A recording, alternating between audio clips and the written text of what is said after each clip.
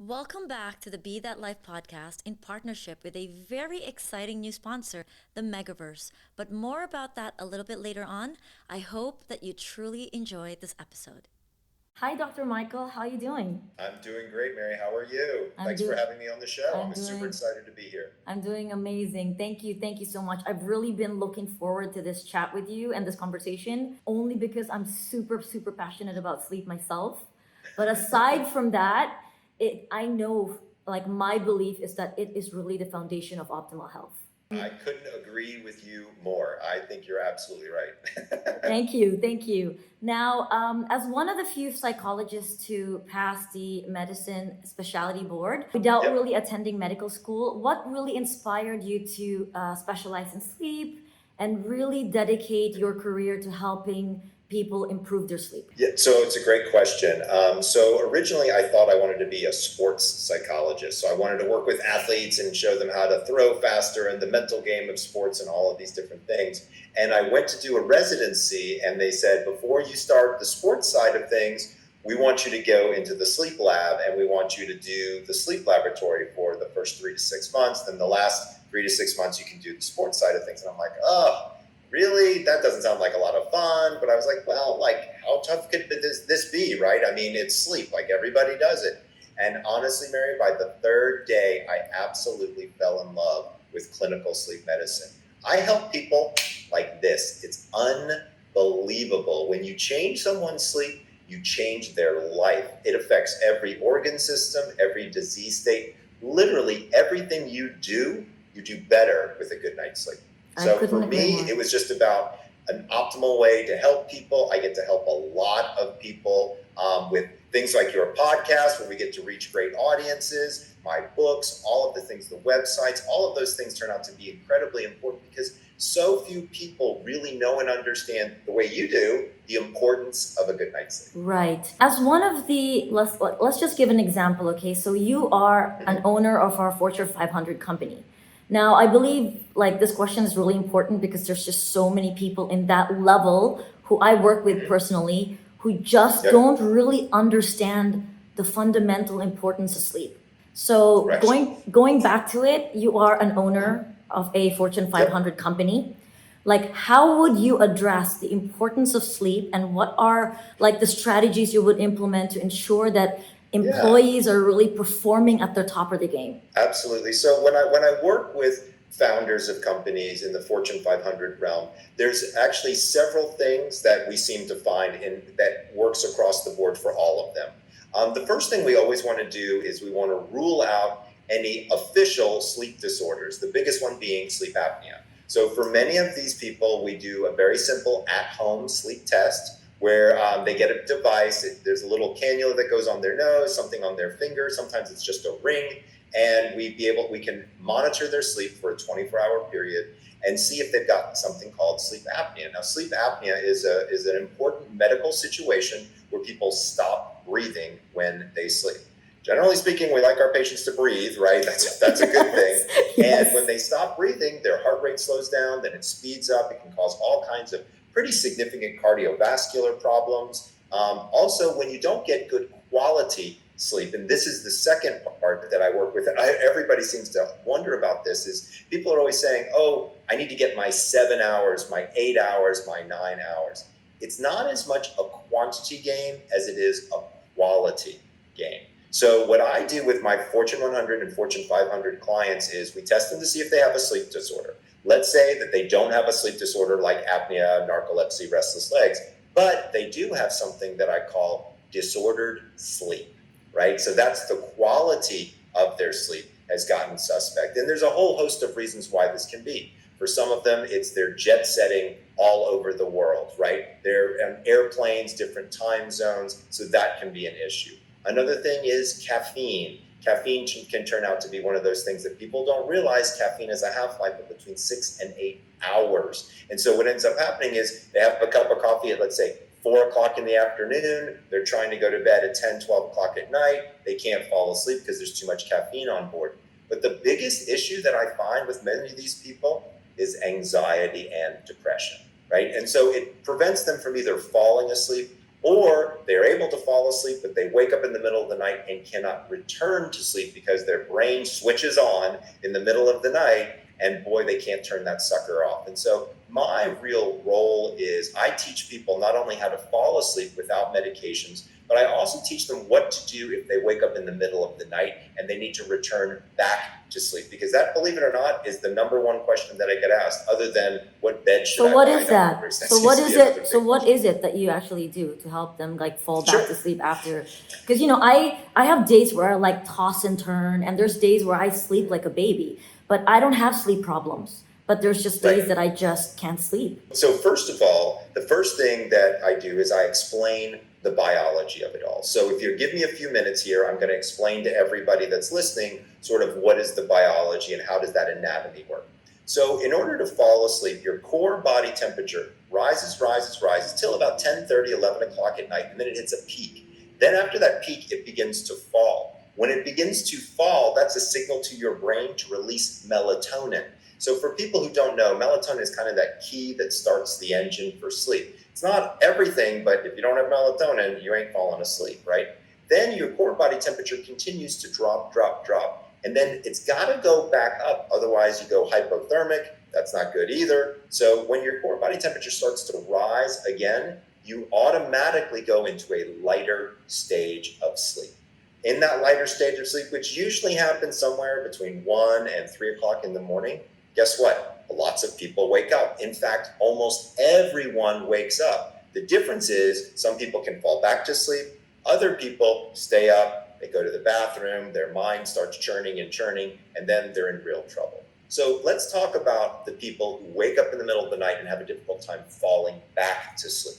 So once I explain the biology, I let them know, hey, by the way, it's not necessarily something you did. This is what your body naturally does. We talk about 3 different factors. The first one is caffeine. I mentioned it a little bit earlier, but we know that caffeine can really mess up that whole process. So getting people to stop caffeine earlier and earlier in the evening is going to be important. For most people, I say that 2 p.m. is the correct cutoff time. But if you can cut it off by noon or you can cut it off by 10 a.m. in the morning, you're going to be much better off falling asleep at night. The second one has to do with alcohol. Now, while I know not everybody drinks alcohol, for those people that do drink alcohol, the sugar and the alcohol itself stops your circadian clock. The sugar slows down your melatonin production, and the alcohol stops your circadian clock. It's almost like anesthetizing yourself. So if you went in for a surgery and they put a needle in your arm to put you to sleep, that's not real sleep. That's exactly what alcohol does. And when you pull that needle out, you wake up. Same thing with alcohol. When your metabolism burns through that alcohol, you wake up and you're like, what's going on? You're dehydrated, probably have a bit of a headache, and you have to go to the bathroom.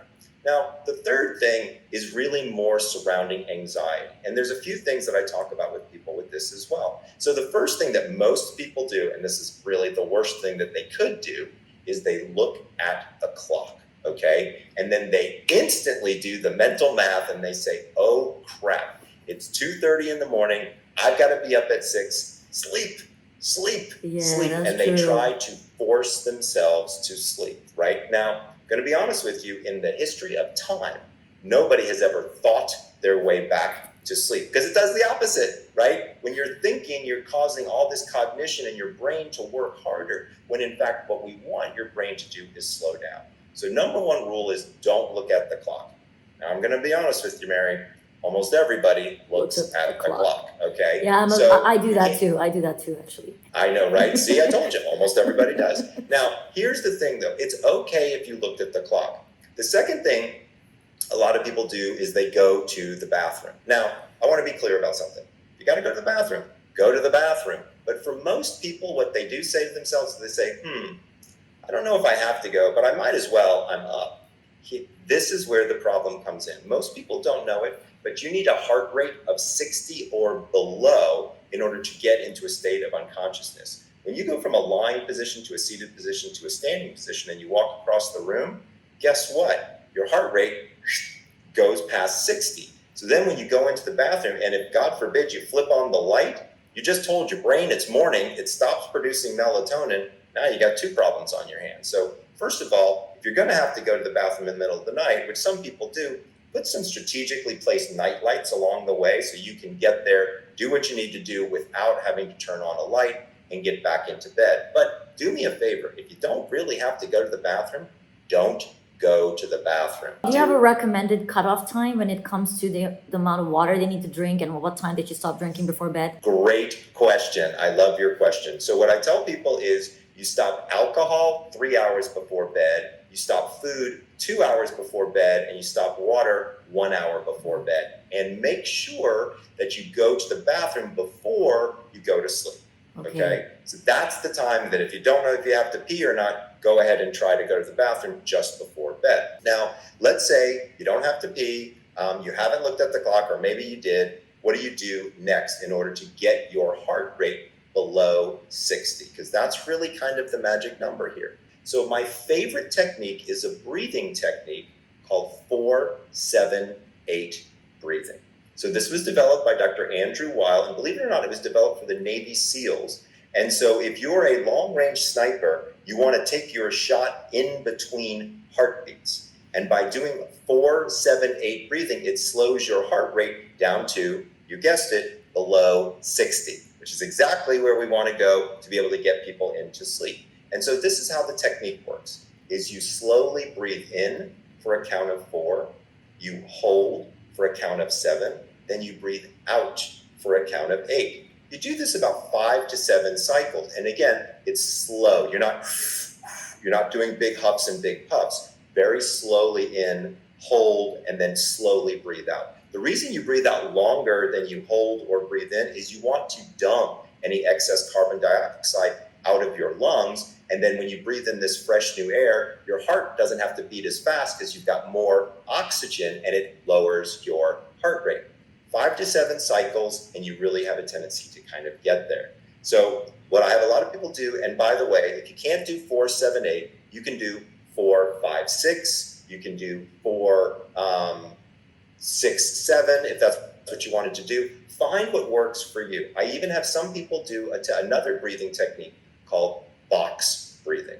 This is where you breathe in for a count of 4, you hold for a count of 4, you breathe out for a count of 4, you hold for a count of 4. And it kind of makes a box, if you will, in terms of the numbers of what's going on. That turns out to be helpful as well, again, to lower that heart rate. Now, let's say you've woken up, you didn't look at the clock, or maybe you did, you don't have to pee, you are doing the 4-7-8 breathing, and it's still not happening for you. What do I do, Dr. Breus? So there's now data on something called non-sleep deep rest. So this is lying in a quiescent state, so in the dark, eyes closed, just relaxing. It turns out that it's kind of rejuvenative. Now, got to be honest with you, it's not as good as sleep, but an hour of that is worth about 20 minutes or so of sleep. So what you want to do is be able to tell yourself, look, it's okay if I don't fall right back to sleep. Even if I'm lying here and relaxing, my body is still getting some level of rejuvenation. This allows the anxiety to drop and the natural sleep process to begin to take over as well.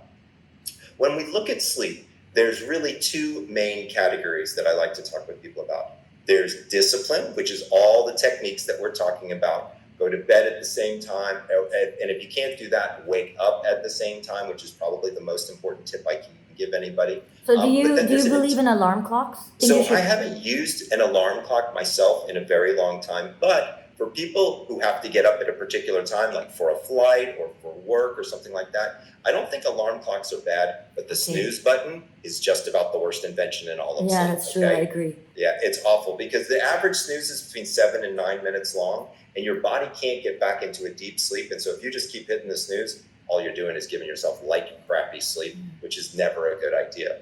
Getting back to the other idea here of discipline, there's a second category, and that's called acceptance, okay? And acceptance is, it's okay, right? A lot of people don't think about it, but this probably isn't the first time you've had a rough night of sleep, and it's probably not going to be the last time that you have a rough night of sleep.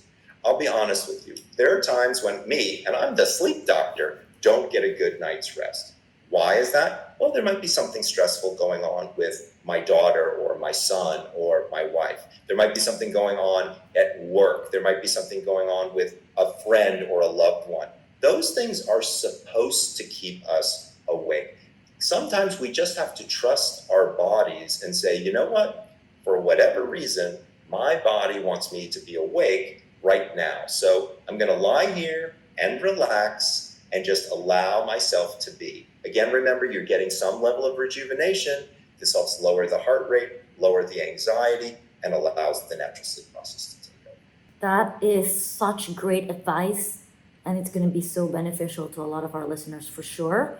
Now, we have spoken before, you and I, about like this Yes. hustle culture and Oh, larger yeah. cities being like sleep deprived and not being able to sleep at all in general, because it's just too overworked, too much stress, overthinking, responsibilities.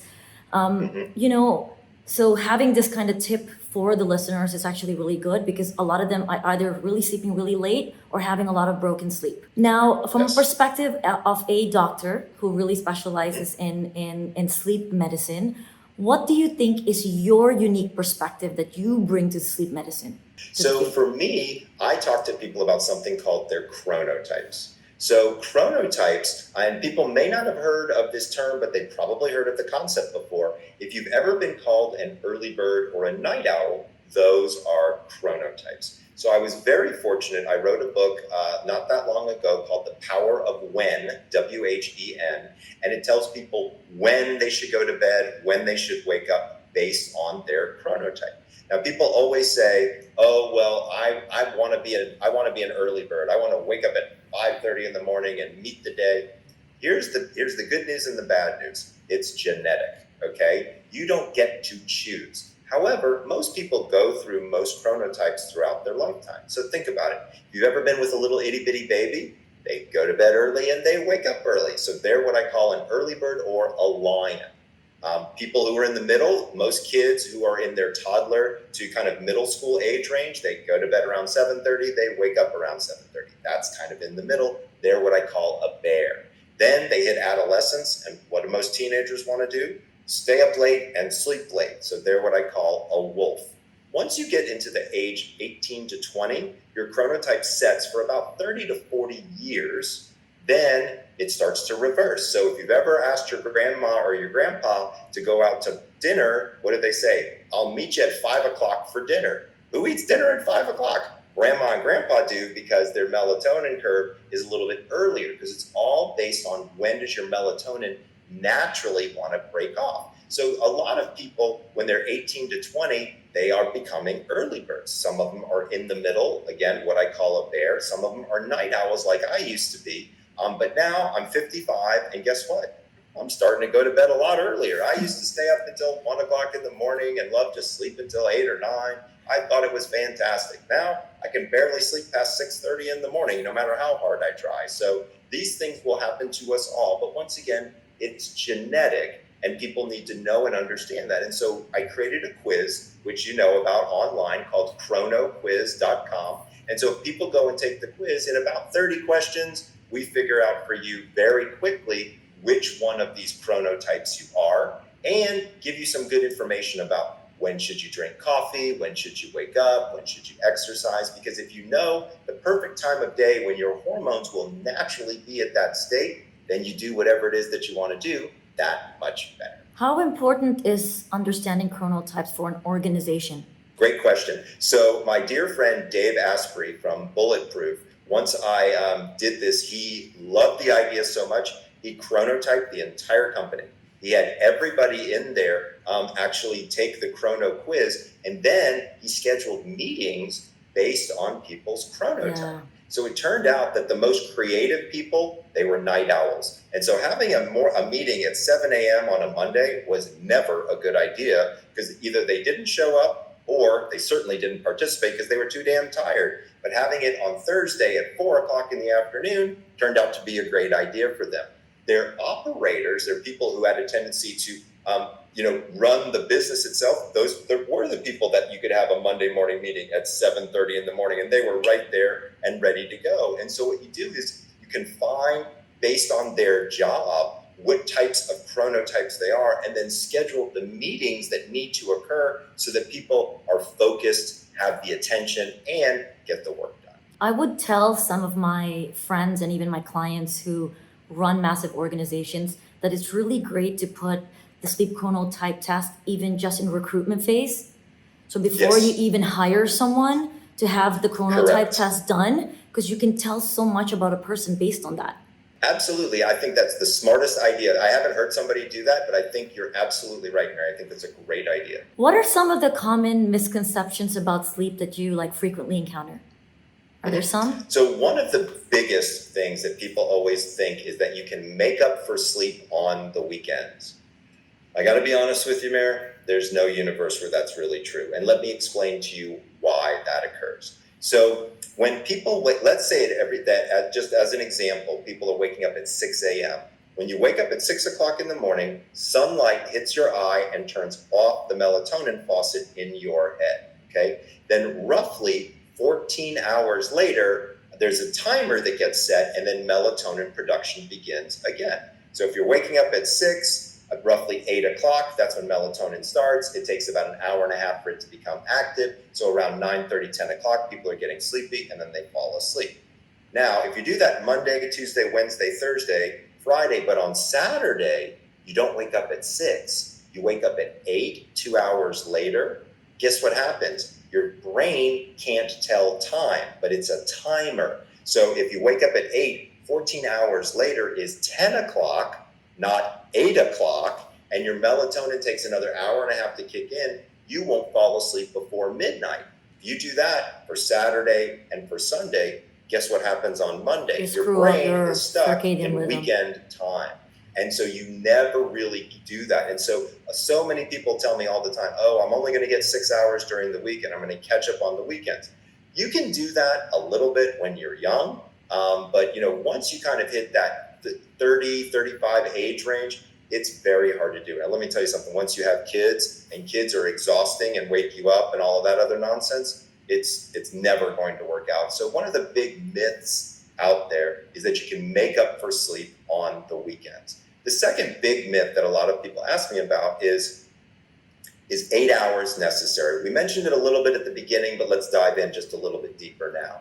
8 hours is a myth. Let me repeat myself. 8 hours is a myth, okay? The amount of sleep that you require is actually based on your genetics. So one of the things that I do when I work with my clients is we actually do genetic testing. So we take a DNA swab of their cheek or their saliva, and I can actually tell you, based on your genetics, how much sleep you personally need. I got some clients who only need 6 hours of sleep. I got some clients who need 9 hours of sleep. So it's going to vary from person to person, and it's going to change throughout your lifetime. And if you're female, it may change based on your menstrual cycle. So you really have to think through all of these different ideas to get an accurate depiction of how long you need to sleep. And remember, it's not always about length, it's really about quality. That's where the alcohol, the caffeine, and the timing really come into play. Okay, so you recommend anywhere between 6 to 8 is the healthy sleeping pattern. So it isn't always 8 hours, it's between 6 to 8. Yeah, between 6 and 8, some people would say between 7 and 9. What I tell people all the time is this: if you wake up and you feel alert and ready to meet the day, you figured it out. If you wake up and you need to hit the snooze button 6 times, you're either not sleeping at the right time for you, or you're not getting enough quality sleep. And that could be due to a sleep disorder like sleep apnea, which we discussed before, or an environmental issue. Okay, so you mentioned on the first point is that it's a myth when people can catch up sleep on the weekend. But how about the concept of sleep debt? Mm-hmm. So sleep debt is kind of this interesting idea where people say you take out 8 hours in the beginning of the night, and then you pay it back. And when you don't pay it back, by the end of the week, you might have missed an entire night of sleep. Got to be honest with you. Every couple of years, people say it's true. Then every couple of years, people say it's false. We really don't have a great idea about this, but what we do know is that consistency matters, right? So if you're only going to get 6 or 6.5 hours of sleep, get the same 6.5 hours of sleep every single night.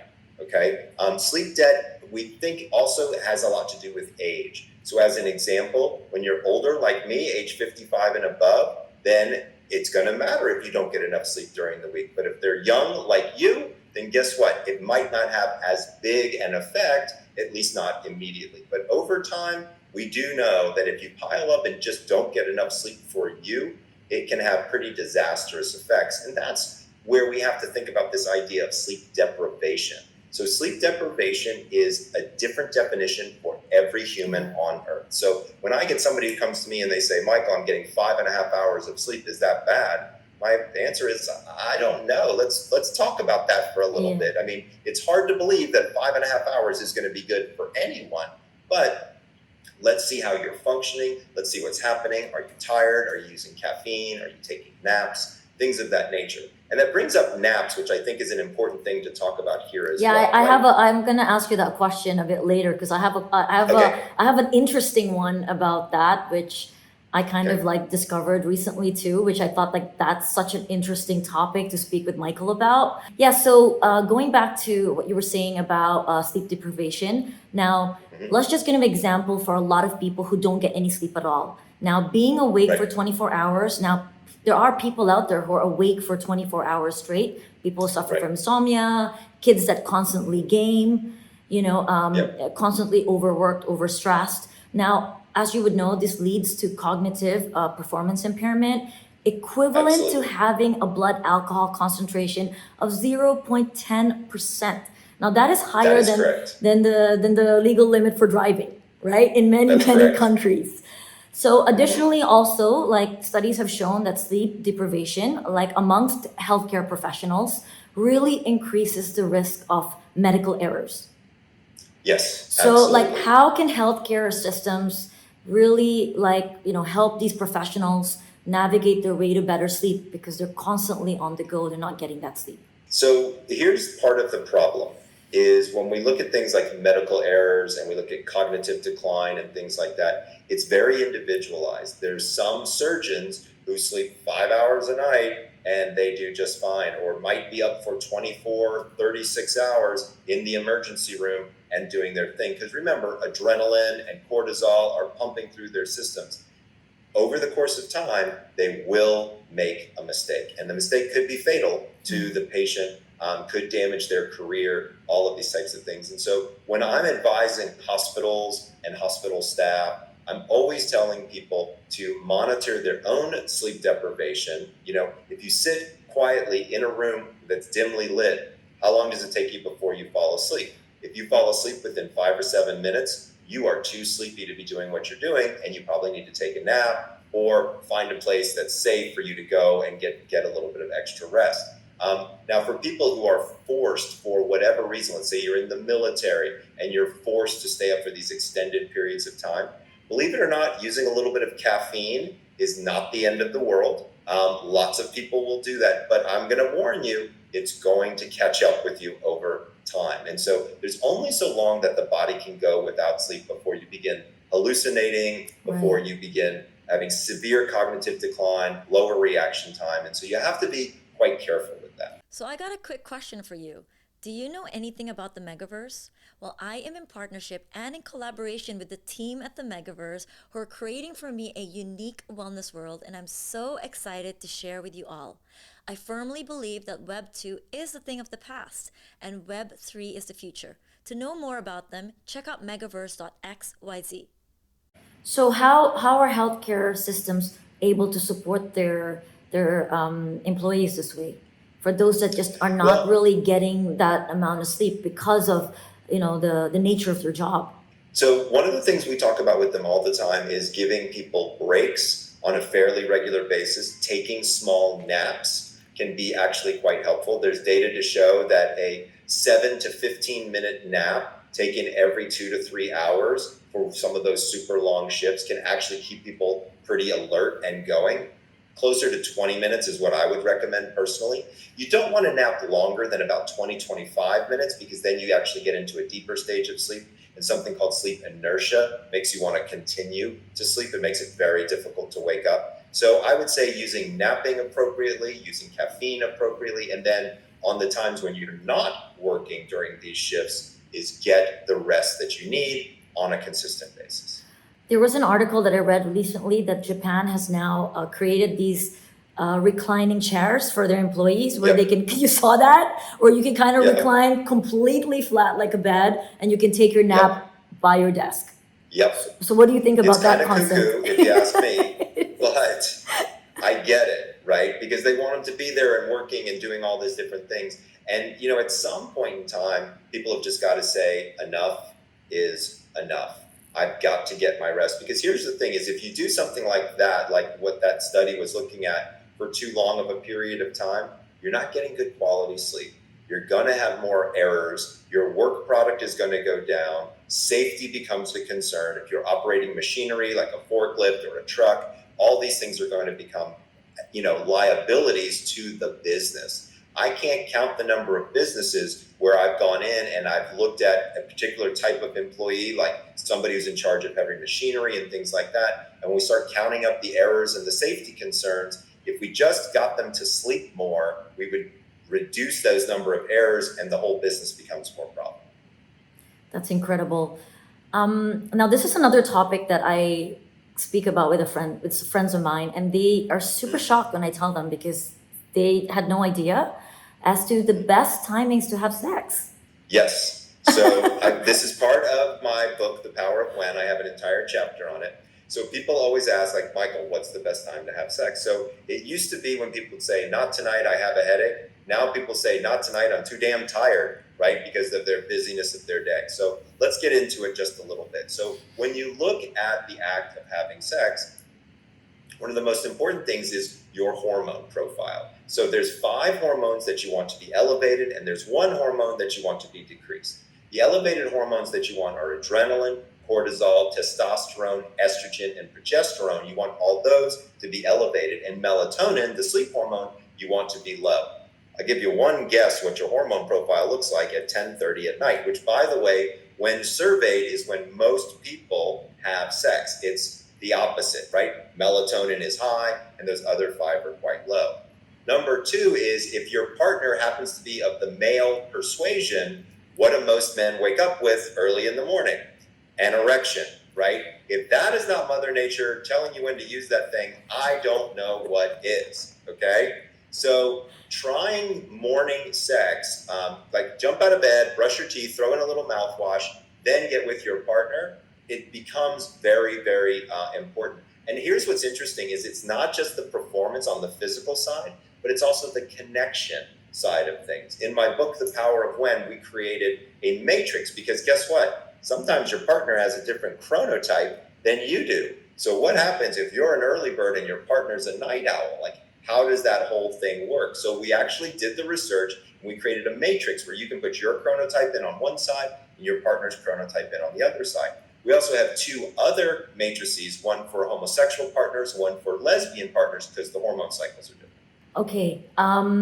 And from the research that you've done in general, and when people have tried to kind of, so do you recommend like not having like sex at night at all, or is it just have it? No.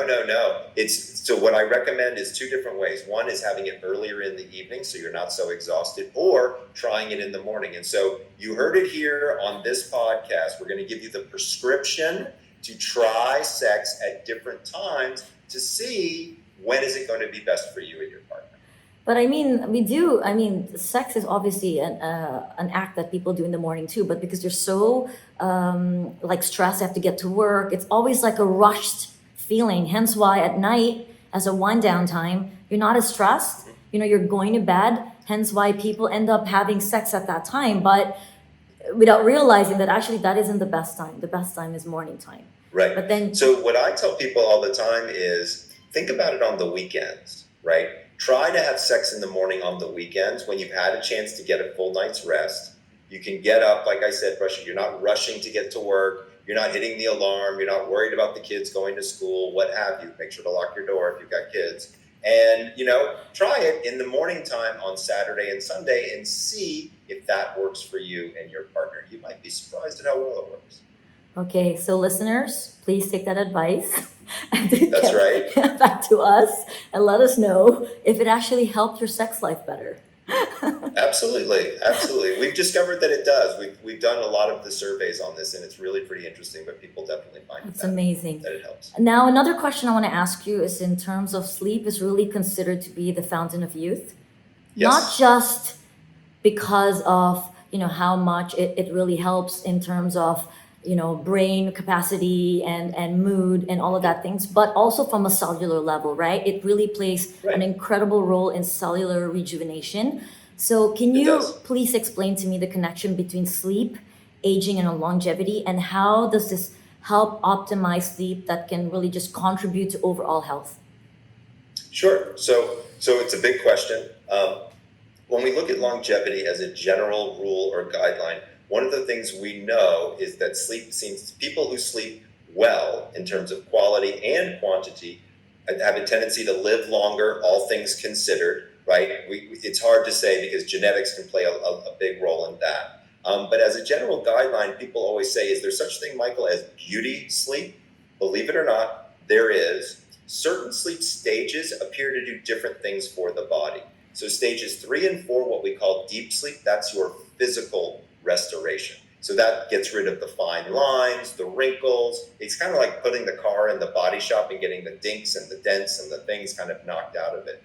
REM sleep is your mental restoration. So this is where, from a cognitive perspective, something called the glymphatic system comes in and pulls out all of the negative proteins like beta amyloid and tau, and be able to help you from a cognitive standpoint have better reaction time, faster thinking, better decision making, and things like that. And so when you're looking at longevity, it's best to get full sleep cycles. An average sleep cycle is somewhere between 80 and 120 minutes, with the average being 90 minutes. And so the way I tell people all the time is you need to think of sleep in chunks or cycles. So if you can get between 4 and 5 cycles of sleep, you're going to be doing well. Now, when I see patients, what I do is I have them wear an Aura ring or some other type of tracker, and then we track how big their cycle is. Some people, their cycle might be 75 minutes. Some people, their cycle might be 100 minutes. And so some people might have 4 cycles. Some people might have 5 cycles. And so I can dial it in by using that data along with their chronotype data to determine, are you an early bird or a night owl or somebody in between?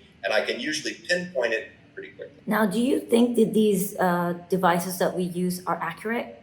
So it's a great question. They're as accurate as they can be so far. I think they are continuing to get more and more accurate as we see them. But let's be fair. If I brought you into my sleep lab and I put 27 electrodes on you, I'd have a much more clear picture than a ring that takes 3 or 4 pieces of data and algorithmically gets me there. Will it get better over time? We're already seeing that happening now. And so I would say probably in the next 3 to 5 years, we will definitely see some of these trackers become even more accurate than they are today.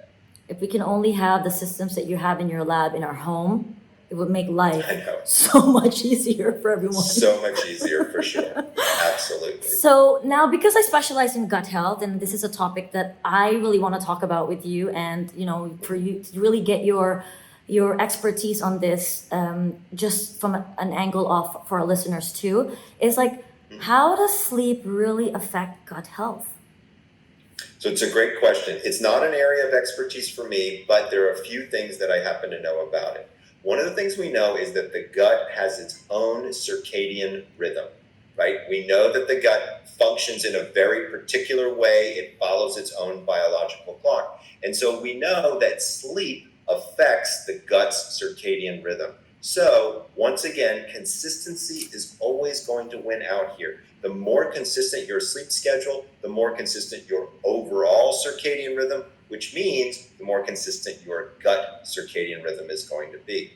Also, another area of the gut that's kind of interesting, most people don't know this, but 80% of your melatonin is actually made in your gut, along with most of your neurotransmitters are actually made in your gut, and then they become distributed elsewhere. So you really want to pay attention to things like your microbiome. You really want to know and understand how gut health is important for all areas of health. I would argue that people who are not paying attention to what they're eating and their gut health are going to be in for a miserable, miserable ride throughout their entire healthy existence, because gut has so much to do with just about everything that's going on.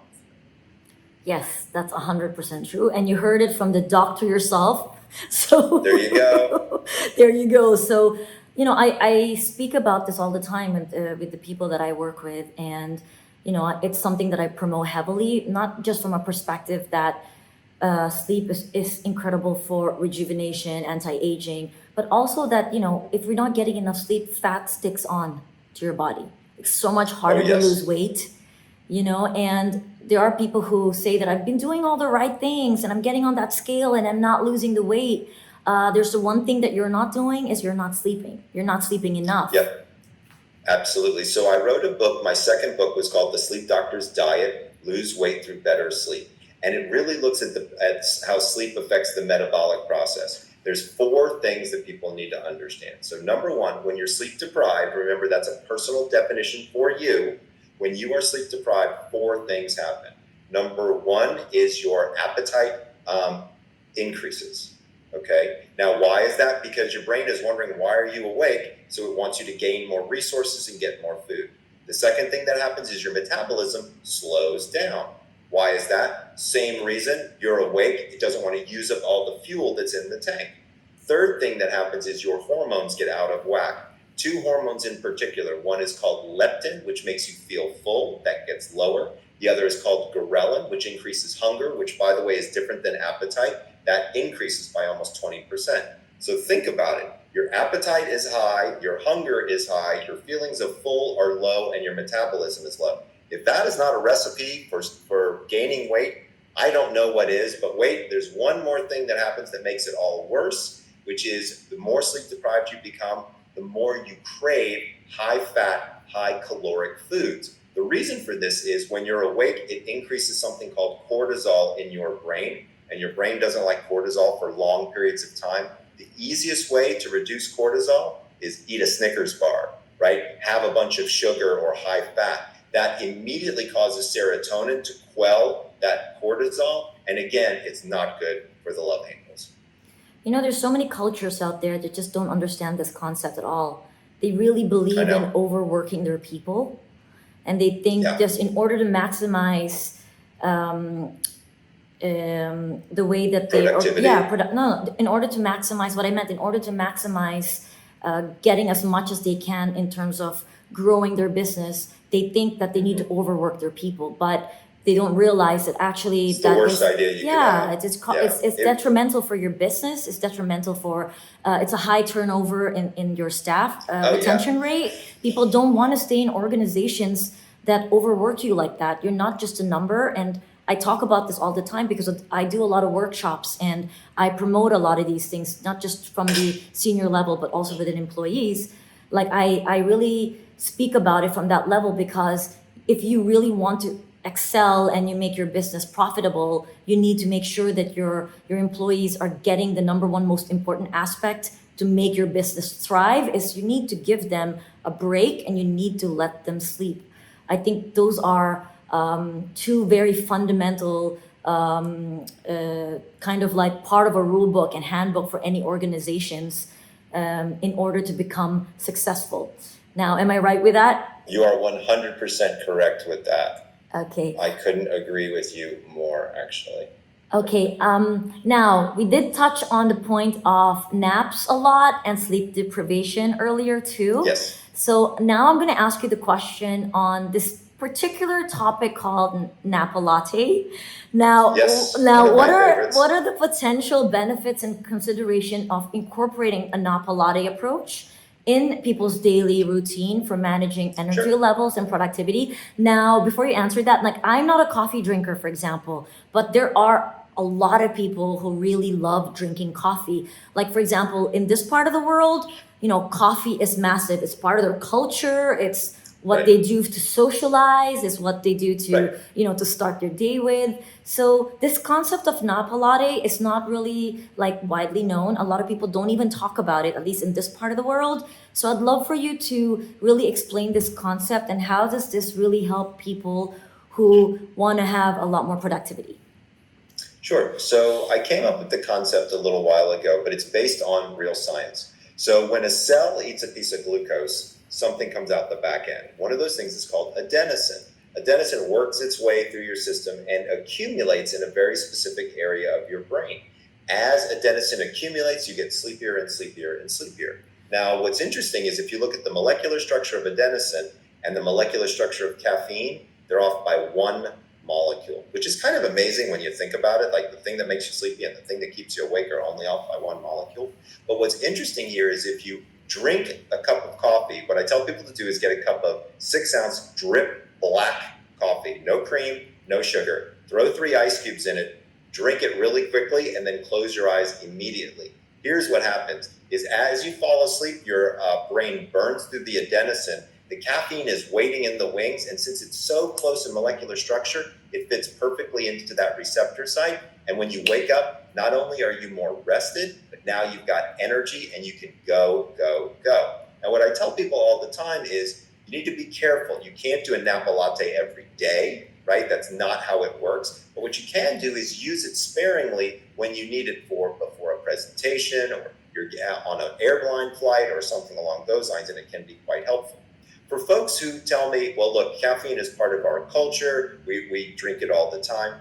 To be fair, there's this thing called decaffeinated coffee, okay? I understand it doesn't taste the same, I understand all that, but at the end of the day, if you're really interested in working on your sleep, having a decaffeinated version of your caffeinated beverage of choice can be actually very beneficial. For some people, I actually ask them to try something called matcha. So matcha is a great substitute. It still has a little bit of caffeine, but it's significantly lower in its caffeine content, and it's still something that people can enjoy culturally with their friends and their family. I love matcha. I talk about matcha all the time. It's I know, it's incredible. good stuff. So are you a coffee drinker yourself, or you're a matcha drinker mainly? I'm more of a coffee drinker than I am a matcha drinker, and what I've figured out over the course of time is I like to have 1 cup of coffee, and I usually have it just before I work out because it helps me keep my energy up while I'm working out. Okay, and can you just run through quickly your routine on how you run your day in terms of like your coffee schedules? Do you just drink one in the morning? Do you drink one in the afternoon as well? So here's what I do is I wake up somewhere between 5:45 and 6 o'clock. And first thing I do is one of my dogs is a little bit older and he requires medication. So I get his medication ready and I give him that. And it takes 10 minutes for it to kick in before I can give him his food. So then I'm making him and my other dog their food. Then I get dressed and then I take them out for a walk. So I get a little bit of sunshine every single morning, about 15 minutes of sunlight. I come back and then I sit down on the floor and I play with my dogs for a good 5 minutes every single day. I mean, who doesn't like unconditional love in the morning time, right? It's the best feeling ever. Then I am either driving my daughter to work or heading over to the gym, and I will have a cup of coffee on the way over to the gym. Then I work out. Then I have a sauna after I work out, come home and start my day. And oftentimes I won't have any more caffeine throughout the daytime. Every once in a while, if I am feeling a little down or I didn't get a good night's sleep the night before, because every once in a while the sleep doctor does not sleep perfectly, I might have a second cup of coffee towards the noon to 1 o'clock range, but I almost never have caffeine after 1 p.m. because it definitely has an effect on me and my ability to sleep at night. Right. Now, sleep disorders. We've touched a lot on that particular topic, but now from a standpoint of the dynamics of being in a relationship. So it could be just in a partnership or being married. Now, I asked this question because I deal with a lot of people who have these types of issues where one is a different chronotype, like you mentioned earlier, and the other one's another chronotype. So this can cause a bit of some tension in the dynamics of a relationship, or even just family dynamics, right? So what is your advice for individuals and couples really navigating the challenges of being together while they have these like various different like sleeping patterns?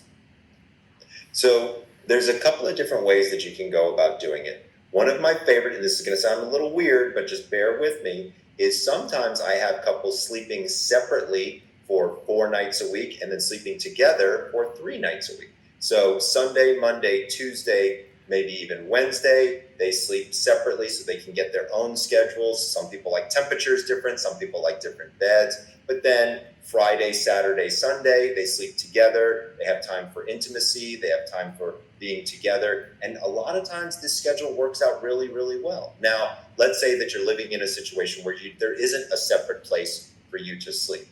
I want to be very, very clear. People think this all the time, and it's simply not true. The strength of your relationship has nothing to do with whether or not you sleep in the same bed together or you go to bed at the same time. Lots of people say, well, I want to go to bed with my partner and because I feel better about doing it that way. It has nothing to do with the strength of your relationship. People are different. And just because you love somebody and they're a great life partner doesn't mean they have the same chronotype as you. Doesn't mean that it's always going to work out. So give your partner and yourself a break. If you're a night owl and they're an early bird, let them go to bed earlier if that's what works better for them. It's not going to mean anything about your relationship. Just make sure that you get your time to be together, whether that's for intimacy or casual conversation or whatever, earlier in the evening when you're both awake, alert, and ready to do that. Do you believe in having separate duvets when you're sleeping in the same bed? I do. Me too. I couldn't sleep without my own duvet. Absolutely, absolutely. I have one couple where one person sleeps in a sleeping bag and the other person has their own duvet because one person likes to be, squunched up and swaddled, while the other person likes to have lots of room to move, have their feet out from under, have a very thin coverlet. So you really have to think through what your body needs. Also for women, if they're going through menopause, then they might get hot flashes, things of that nature. And so they might need a completely different set of sheets, things like that. And so I'm never one of these people that says you gotta always do X, Y, or Z. You gotta be flexible. You have to listen to your partner, listen to their needs, and then figure out what's best for the both of you. Okay. Now this is another very interesting topic I wanna give you, only because in many parts of the world, people are always traveling. We touched point on this a bit earlier, but now I'm going to give you a scenario as if it was me who was going through the situation, okay? So let's pretend for a moment that I'm an individual who is constantly traveling. So I'm either a cabin crew with crazy time zones, or my work is I'm a consultant who has to be in different time zones every single day almost, and back the same day too. Right? Jet lag is real. I don't eat right. I'm not sleeping right. And I'm too tired to even go and work out. So what are some simple things or strategies that you would basically, tell someone that is going through this, which is me, for example, or in this situation with this crazy travel schedule? And how are you able to manage your circadian rhythms and everything else to have this peak of optimal health still? So I use an app. It's called Time Shifter. It's I've never heard of that. available in the App Store. And full disclosure, I'm both an investor and help develop the app itself. But what we do is we use caffeine, melatonin, light, and napping in a very particular order, depending upon your direction of travel, depending upon your chronotype. And we can really dial in exactly when you should go to bed and when you should wake up, whatever time zone you're in. In fact, we have a program where 2 days before you leave for your travel, we can make it so that you land on time in whatever time zone you're in.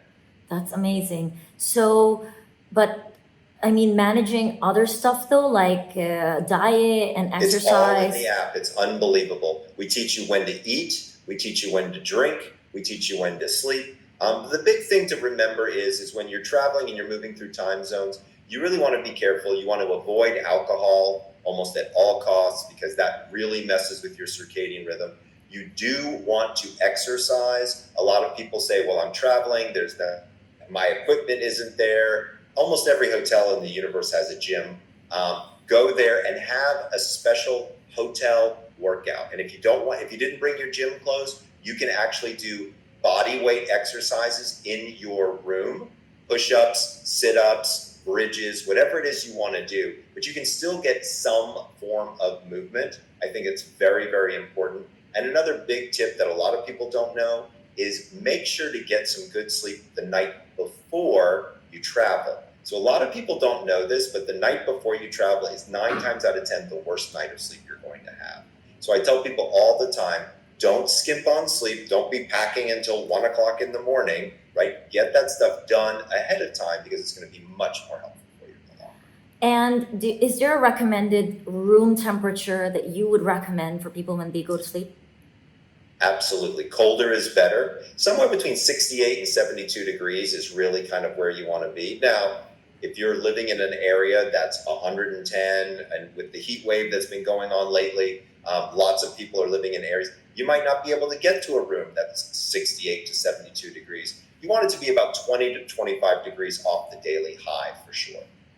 Okay, that's a good one. Now I like to sleep in a very cold room, and I really noticed that there are nights that I sleep that I don't have an eye mask on, and there are nights that I sleep and I have it on, and I sleep so much better with it on. Even if I Me too. have blackout blinders, and Yep. I still sleep better. Is there like an explanation to that? So darker is better because what happens is in total darkness, your brain produces more melatonin. Right. So for example, one of the things that, like, for example, my wife falls asleep with the television on every single night. And that's not really all that great because there's light in the room, there's sound in the room. I mean, we've been married for 23 years, so I've kind of gotten used to it. But for me, like, especially when I travel, and especially when I travel on an airplane, I always bring an eye mask because I need to have almost complete darkness to allow my body to kind of adapt and do that, even if there's blackout shades. And I'm going to be honest with you, I don't like blackout shades. It's hard for me to wake up in a room with blackout shades, but Yeah, it's not hard for me to wake up when I have an eye mask. I totally agree. So, do you recommend that people just use eye masks when they sleep? Like everyone should use it? Primarily, yes. I love eye masks. I wear them Yeah. all the time. My wife makes fun of me, but I love it. No, I love it. I have one that actually has like a collagen kind of. But I mean, it's a beauty thing, at the end of the day. I hear you. I hear you. Also, now this topic we touched point a bit earlier too, but I want to bring it up a bit more now, just from a stage of REM sleep, right? So now during Sure. REM sleep or so REM sleep, and despite having increased brain activity, the body does enter a state of muscle paralysis, known as That's correct. REM atonia, correct? Yes, Okay, that's so correct. this temporary loss of muscle tone prevents us from acting out our dreams because like people wonder why Correct.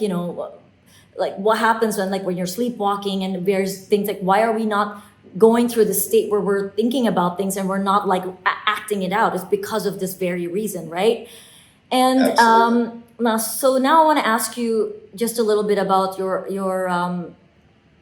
theory on dreams. Okay, so Sure. dreams have captivated humans for centuries. Now, I'm someone that does not Yeah. dream often, and there's people that I know who dream all the time, and I even have clients who have nightmares often, like crazy amount of Right. nightmares. And they Right. wake up with anxiety, they're stressed out, they can't go back to sleep. So, from your end, what are some prevailing theories about like the purpose and meaning of dreams? And how does this really contribute to our understanding of sleep? So this is a great question. There's not a tremendous amount of data out there on dreams because dream interpretation is really not a science. It's really more people trying to understand what's going on. You are the best person to understand your own dreams. Now, there is something called a dream therapist. This is very different than a dream interpreter. And to tell you the truth, I'm glad you brought this up. I'm going to start taking courses in how to become a dream therapist, Amazing. specifically for my patients with nightmares. So nightmares are usually situations where people wake up and it's usually a very distressing dream. And what we know about dreams is it's where we process emotion. It's where we move information from our short-term memory to our long-term memory. But this emotional processing stops when we wake up from the nightmare. And so what a dream therapist will do, and these are people who've been trained for years, so this is going to take me a while to do, is what they do is they bring people into a therapeutic environment, create a safe space, and then ask them to really sit back with their eyes closed and recall everything they can about the dream in as much detail as they can. And then they actually have them move through the dream and they say, push play, right? Because it's been stuck on pause, if you will. And then ask them to say, what's going to happen next in the dream? And what happens next? And what happens next? And get them to feel those emotions, even though they're awake, their eyes are closed. Again, the room is quite dark, but it gets them to get through that emotional processing aspect of it. And then they find that it actually can work out quite well. There's a great dream researcher and nightmare therapist. His name is Dr. Barry Krakow at the University of New Mexico. And he has a theory which I've used and works quite well, where you write down all of the dream, but you change the ending so that you are no longer the person who's getting stabbed or killed or what have you that's happening in the dream, but you're the victor. You're the person who does the killing, or you're the one who gets away or what have you. And then you read the new ending 5 or 10 times before you go to sleep. And over the course of 7 to 21 days, you actually change what happens in the dream. That's amazing. Cool. I've never heard of that. Are you a dreamer? Do you dream a lot? I do dream. It depends. If I've had alcohol, then I don't dream as much or at all. Some people dream every single night. Believe it or not, everybody dreams, just not everybody remembers their dreams. And why sometimes as well, like I remember certain parts of my dreams, but other days I just don't remember anything at all. So it depends on when you wake up and where in the dream sequence you wake up. That's usually what determines if you remember it. Yeah, because sometimes they're so vivid, and sometimes they're like, I don't remember anything. Yep, it all depends upon your wake up and where you are in that dream part of the cycle. Okay, that's interesting. Now, going back to quality of sleep and how much we get of it, and when you mentioned as well that there are nights that you don't get enough and there are nights that you get really great sleep. This particular person, his name is Brian Johnson. He currently holds the record for being the world's most measured man, right? And the world's most measured man. So he has, so he's based in the US, and basically what he has done is he's a serial entrepreneur, and he has. Oh, I know this guy. He's trying to become younger. Right? Yeah, exactly. And this part I found extremely fascinating from the sleep cycle and perspective, is because he has apparently successfully achieved a sleep score of 100% for 3 months in a row. All right. Now, I wanted to get your opinion on that and your thinking. Like, is that even achievable for most people? So I would say no. It's probably not achievable for most people. I believe he's in a very unique situation. Number one, he has almost no money worries. He is a serial entrepreneur who's quite wealthy. Number two, he's taking every supplement in the universe, and that's very expensive to do. So he may have started to at least crack the code on it. But remember, the accuracy of the trackers themselves isn't necessarily as accurate as we would want them to be. Now, if you told me that he was having 27 electrodes put on him and he was having a sleep study every night and he got perfect sleep every night from that, that would be impressive. But I'm not aware of a whole lot of people who can do that. But to his credit, and I want to give him credit where credit is due, he's definitely trying to, at least he understands how important sleep is. Longevity process, and he respects the idea that sleep is important. So if he is getting these 100% scores, good for him. I think it's awesome. Way to go. And I'd love to learn more about his routines and what he's doing to do that. When I work with people, they have lots of constraints, whether it's time constraints, work constraints, family constraints, financial constraints, and those all weigh heavy on people's minds. And that's usually what affects their sleep. Yeah, so he's created a blueprint protocol that basically gives people access to how much supplements they need to take. I watched several of his videos where he created a sleeping routine, the precise sleeping routine that he does every single night. And I believe it's great sometimes, but I think it's not really achievable a lot of the times for a lot of people, also because, like you said, lifestyle is completely different. And it just doesn't make it as easy as how he does it, because he's just has an opportunity to be able to just wake up and go to sleep whenever he wants to. But from an aspect of trying to show from the science perspective, from data, that sleep is super important and that it's achievable to get really good nights of sleep if you're following a particular protocol. It may not be every night, but if you're doing it at least 80% of your life, you can still live optimally, you can still activate anti-aging. And also, Absolutely. I mean, I want to be clear. Nobody's out there except for maybe this guy has perfect sleep. Okay. And that's okay. right? Because there's trade-offs across the board. If you want to stay up a little bit later because you want to spend time with a loved one, or you're drinking champagne because it's a celebration, or you have a really hard workout, or what have you, nobody out there except for this fellow is probably monitoring themselves as closely as he is, and therefore have the data. But like, if you think about it, this is kind of what professional athletes do. If you look at LeBron James, guess what? He has a very regimented sleep schedule, especially during the season, even different when he's off season. So when you look at any professional athlete where their entire universe is based on their body, guess what? They're going to have some very specific rules and regulations. And by the way, Ryan's an N of 1. He's the only one doing this. His body could be very different than yours and very different than mine. And so what works for him, there might be some hints that work for other people, but as a general guideline, it probably doesn't work for everybody. True. So we spoke about supplements, and the amount of supplements Brian takes is about 100 a day.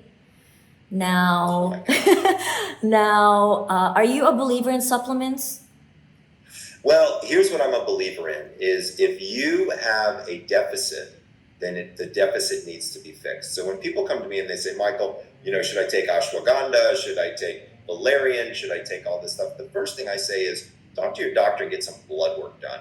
Nobody out there has a deficiency in valerian root. Nobody has a deficiency in ashwagandha, but they might have a deficiency in magnesium, vitamin D, iron, or melatonin. And those are the 4 things that I have people check first. Then we fix the deficiency first. Then we just see how your body is operating when it's at the right levels. Then we can decide if ashwagandha makes sense, or valerian, or something along those lines. But my theory is, let's figure out what's going on in your body first. Let's replace the things that need to be replaced, and then let's see what's going on. Okay, so I'd like to know from you in general when it comes to melatonin. Melatonin as a supplement is overused.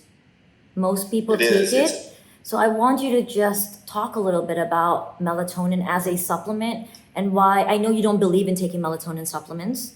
So I'd like to know as to why you don't believe in taking them, and what are alternatives that people can do to, I know we touched upon it earlier a little bit, but now from a supplement perspective, because I know a lot of people who take it, why don't you believe in it, and what are better ways to gain melatonin if they wanted to take it from a supplement form? Sure. So first of all, remember, melatonin is a hormone, okay? And so you wouldn't go down to the local drugstore and buy testosterone or estrogen, right? Because it could do all kinds of crazy things. But here in the United States, it's not regulated. And 95% of the time, it's sold in an overdosage format. The correct dose, at least from Workman's lab at MIT, shows that it should be somewhere between 0.5 and 1.5 milligrams. So number one, most people are taking very large dosages, 3, 5, even 10 milligrams of melatonin, which is just completely inappropriate.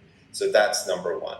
Number two is most people have plenty of melatonin already on board. There are very simple saliva tests that you can take. You can buy them on the internet and figure out if you have a melatonin deficiency. If you don't have a melatonin deficiency, just by regulating your sleep schedule, your melatonin will go right back into line and you will be fine. Now, to be fair, there are some times when melatonin could be valuable. Jet lag is one, shift work is another. And then for people as they get older and their melatonin begins to drop, that's when I think melatonin can be valuable for some people. Also, we've seen melatonin can be useful in certain populations. For example, the autistic population. We know that melatonin at higher dosages, 5, 7, even 9 milligrams, can be very helpful in those kids and those young adults. And so sometimes we see it used there. But people using melatonin as a sleeping pill, there's very little data to support it, and it's really not the best idea. Okay, and if those are promoting the herb side of it, like ashwagandha, rhodiola, valerian root, various others. But when you're looking at it from a perspective of these herbs, it isn't just focused on getting you to fall asleep. It's really reacting in a way that it helps your body recover from stress better, right? So it's putting your body in a state of instead of like parasympathetic, sympathetic states, it lowers the level of the amount of stress you have, so that you're able to calm yourself and go to sleep. It's the purpose of a lot of these herbs. Now, Do you believe Right. that herbs are a better alternative to melatonin supplements? Well, it depends, and it depends on the situation. Because let's be fair, if you know how to meditate, you can do all of that without any herbs, True. right? There's a new device out called an Apollo. This is a wrist-worn device that actually does a very mild vibration and actually increases parasympathetic tone, helps decrease sympathetic tone, and it's all based on human touch. So if you just give somebody a hug, guess what? You start to calm down and you start to feel a whole lot better. So what I try to tell people all the time is you don't have to look for something outside of your body in order to make your body feel good, unless you've got a deficiency, and in that case it might make sense. Now, I definitely think people should take magnesium. I think most people are deficient in magnesium. I think most people are deficient in vitamin D. So those are two supplements that I recommend on a very regular basis that I think can be very powerful and very helpful for people. Now, do I think that there are people out there who are super stressed out, who can't exercise, who don't know how to meditate, and could ashwagandha be helpful for them? Of course I do, right? But at the end of the day, I don't think anybody has to take it, right? Again, I don't think anybody has a deficiency in valerian root in their body or ashwagandha in their body. And so I think there are better natural ways where you don't have to be so dependent on a pill or a supplement. Okay. Now, blue light blockers because of blue Mhm. light. It's an important topic and it's spoken Yep. about all the time. Dave Asprey is big on this. He talks about it all the time Yep. too. Do you believe in blue light blockers? Do you believe that we need to be wearing I it do. at daytime? We need to wear it at nighttime? There's a certain period that we need to Well, utilize them and all of that stuff. here's what I'll tell you is it really depends upon you and your amount of light exposure. So what the data would suggest is the amount of blue light that you get during the day has a lot to do with the rods and the cones in your eye and how they react to blue light at night. So for most people who spend time outside during the daytime, they don't really require to have blue light blocking glasses on during the daytime because their eyes have gotten adjusted and used to it. Now, if you have sensitive eyes, if you have certain eye disorders, then yes, it makes a lot of sense.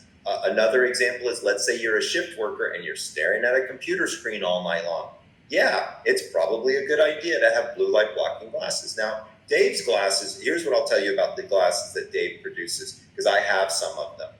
If I want to fall asleep on an airplane, his True Dark glasses work like magic. Okay, I need to get those glasses. I mean, they are incredible, but they block 100% of the blue light. If I stand up and walk around, I bang into things, okay? And so there's a practicality to that as well. And so I find that his glasses are very useful in certain situations. As a general guideline, there are three things that you want to look for in blue light blocking glasses. You want to look for that it actually filters out the 460 to 480 nanometer wavelength of light, which is blue light. You want to make sure that it lowers the brightness of the light, which means the lens is going to have to be colored. If you see blue light blocker glasses that are clear, they don't work. And then you also want to make sure that the angle of the light is important. So you want it to really cover the entire orbit of your eye, because otherwise light's going to come in from here and it's not going to do you any good. Gosh, we got so much important information out of you today. I'm so happy. Like this is just like this entire podcast episode is like people can completely transform their sleep just from this episode alone.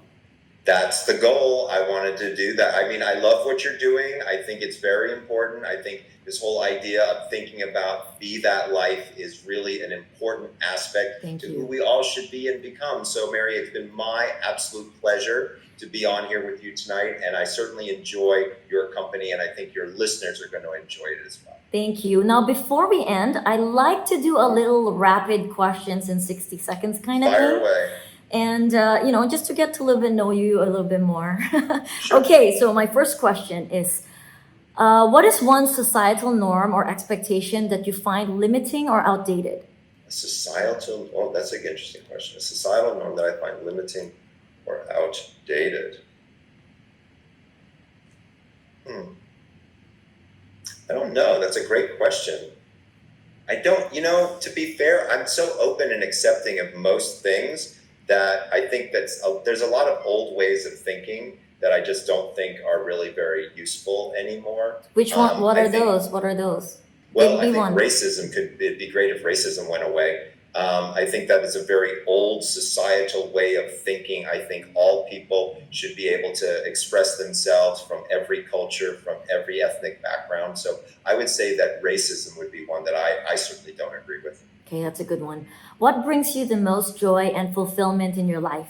Oh, that's easy. Spending time with people that I care about, spending time with my dogs, my wife, my children, friends, making new friends. Those are all things that give me tremendous amount of joy. Community, I guess, is probably the thing that is the most important, is having that community. How do you define happiness?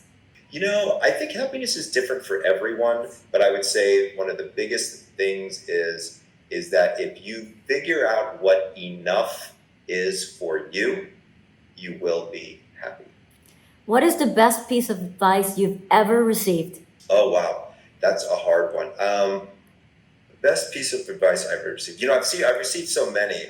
My friend Joe Polish, who we mentioned earlier, he said something to me once that really stuck with me during a really, really hard time in my life when I was really struggling. He turned to me and he said, "Michael, if you can write a check, you don't have a problem." And what he meant by that was, if you've got cancer, you can't buy your way out of something like that. But if you've got a big financial thing that's going on, or it's an obstacle, but it's not necessarily a problem. The other one is a quote that I think was from, I think it was Nelson Mandela, who said, we don't lose, we either win or learn." Yeah, I I like that think one. that I think that one has been one that I've thought about quite often. And then I also like the serenity prayer. God, grant me the serenity to accept things I cannot change, courage to change the things I can, and the wisdom to know the difference. I think that's another one that's been really important in my life. That's a favorite one for me too. What is one book, movie, or work of art that has profoundly influenced your perspective on life? Oh wow! I read a lot. I'm reading a really fascinating book right now. This is going to sound strange, but it's called The Psychology of Money.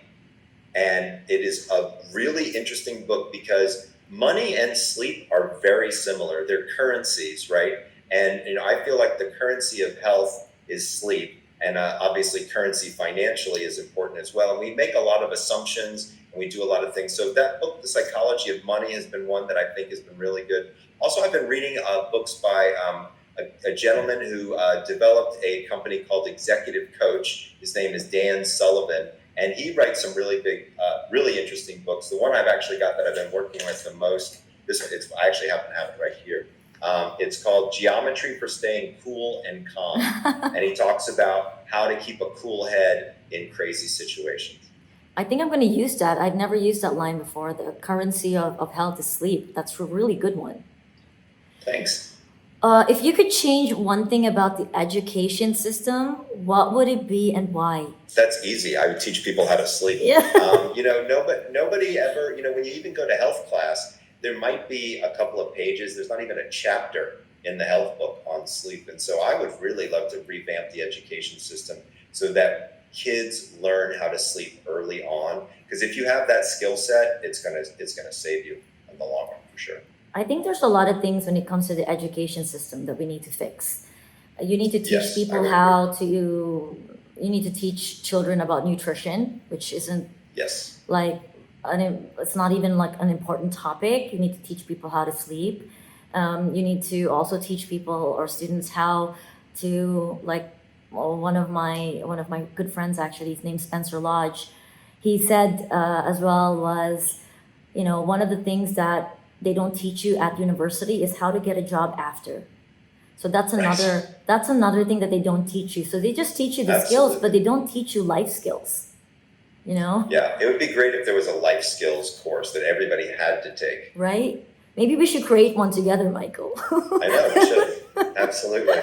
Well, that has been so enjoyable, and I have taken Thank you. away so much information from that I could totally make my work better when I work with people. So thank you so much again, Dr. Michael Bruce, and I Thank look you. forward to many more sessions with you in the future. Absolutely, absolutely. And if folks want to learn more about me, you can check out chronoquiz.com or swing on over to my website, which is thesleepdoctor.com. Is there anything that you are doing now in the next couple of months that is maybe a new book, or you're speaking at another convention, or like what's in the pipeline over the next few months for you? Well, to be honest with you, I've slowed things down a little bit.